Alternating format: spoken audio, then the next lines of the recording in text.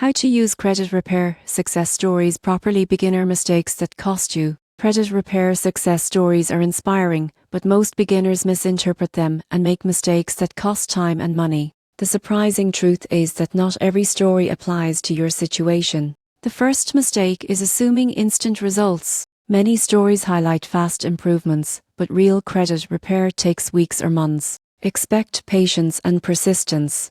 Another error is copying strategies without understanding context. What worked for one person may not work for your credit profile. Review your own credit report before applying any tactics. Many users also overlook documentation. Disputes fail without proper evidence, like billing statements or account letters. Successful stories always involve careful documentation.